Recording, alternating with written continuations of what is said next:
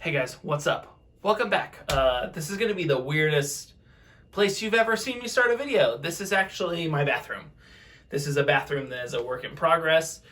It needed a lot of TLC when we moved into it, and we've now lived here for like 2 years, and I'm finally getting around to giving it that TLC that I needed to give it.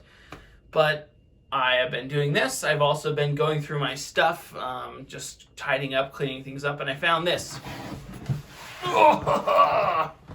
This giant box of stuff. As you can tell, it's dusty up top.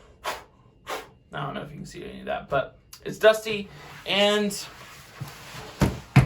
it is my life. Like this house. This house was originally built with adobe, then wrapped with something else, and as you can see behind me, there's 3 different types of decorative stuff on it. There is just so much going on in this house, and that's what makes this house fun. We wanted to get a house that we could build, construct, and change and grow with us, and this house is kind of like a good start to that ship of growth. And I thought I would share with you why my life and your life is similar to, an old house. We might start out something and we're changed and adapted by the things that go on around us and the influences on us. So I thought I would kind of highlight a couple of things that have influenced me over the years, and some things that have made a lot of sense to me and helped me on the way through life. So first off, I want to talk about these.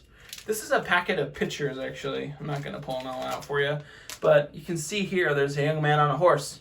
That little guy is me at my aunt and uncle's house, and I don't remember the name of that horse, but I remember the memories of riding horses as a kid. I am not a cowboy. I've never been cowboyish. Maybe I owned a pair of boots at one point in time as a little kid, but I've never really grown into the cowboy type.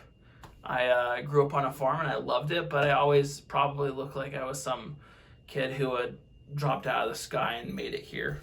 And yeah, those memories are of me, my cousins, things with my parents, my grandparents, and my siblings, and they made me. Those experiences made me. Growing up where I did made me and built me. And speaking of my grandparents, one pair of my grandparents actually helped take me places. They were the reason I got my first passport, the reason I attended and went to a trip out of the country for the first time. I went to Peru to see Machu Picchu. I then went to other countries on this passport. This is also the passport that set me off on one of the biggest adventures of my life, which was going to the Philippines, which I'll talk about shortly. But travel has made me a better person. Meeting people from around the world has been a life changer for me, and so this has influenced me. Speaking of Peru, here's this little flute. I can't remember if I brought this back or if my grandparents brought this back. They went down to Peru a number of times, and they toured all of the indigenous sites down there. Well, not all of them, but a lot of them. And they brought this back, and it's been with me my entire time. I can't play it, though. I just know how to make it sound pretty and fun. Speaking of the Philippines, these are my books, things I wrote down. These are my journals of the people, the experiences, the places I visited and lived in the Philippines. They were memories that I can't ever forget. My memories of the Philippines I hold true and tight. And this is something, too. Oh, it's all going to fall out. But this is my box of memories from the Philippines. There are letters from my parents, letters from friends, pictures, memories of that time, pictures from my brothers when they were really little still, and so I got pictures of them, and it was fun. And when I was in the Philippines too, there are photos in there from my brother's funeral when my brother Eric passed away. And I hold that box still. I don't throw it away. I don't get rid of it because those memories meant so much to me, and they still mean a lot to me. Part of me in the Philippines was this is coins from the Philippines, but also this right here is from a place called Mercury Drug. This was my wallet the entire time I was there. It's how I paid for tricycles, paid for, snacks, and bought meals and stuff, and went out with people I met and made friends with, and sometimes probably bought too many treats, drank too much soda, but Mercury Drug was always there when I felt sick to get some paracetamol or whatever I needed to get better. And this right here is the book that helped me really solidify my language skills in Tagalog, which I needed every single day for that time I was there. And I got really good at Tagalog. I read it and I loved it and I spoke it and I I wish I was better at it still. I don't ever have anyone to converse with in Tagalog, but it's fun when I get the opportunity to speak Tagalog and to tell jokes in Tagalog and to really just have a lot of fun. And, you know, I still listen to Tagalog music all the time from Filipino artists, and I just love it. And I think that's the beauty of life and travel is I'll lug that book on with me until I'm dead.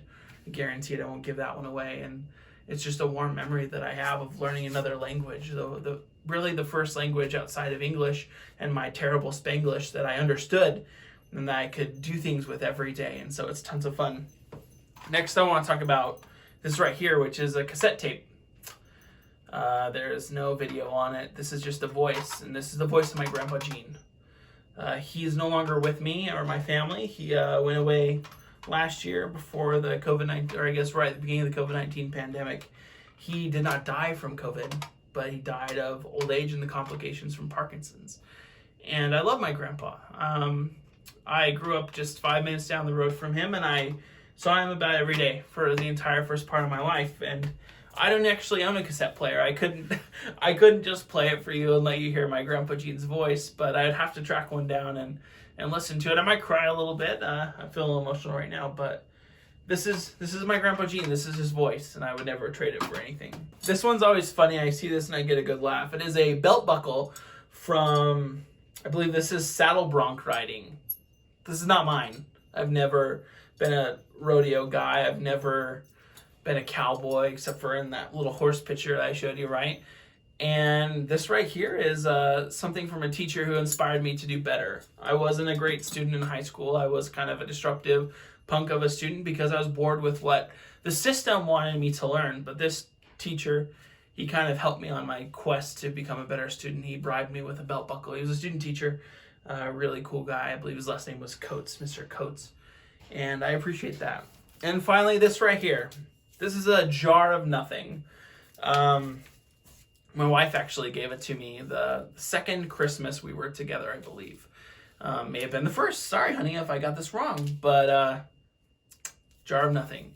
Jar of nothing is funny, and I hold on to it just as it is because I didn't want anything that year. I had everything I needed, and I kind of laugh at that now because, of course, there were things I probably wanted. I'm very selfish. I want things. I know what I want, and usually I go out and buy them. But I kept telling my wife nothing. So the very first gift I opened on Christmas was this, the jar of nothing. So, yeah. Thank you for tuning in and listening to me rant about this, and I hope you enjoy yourselves. Take care, guys.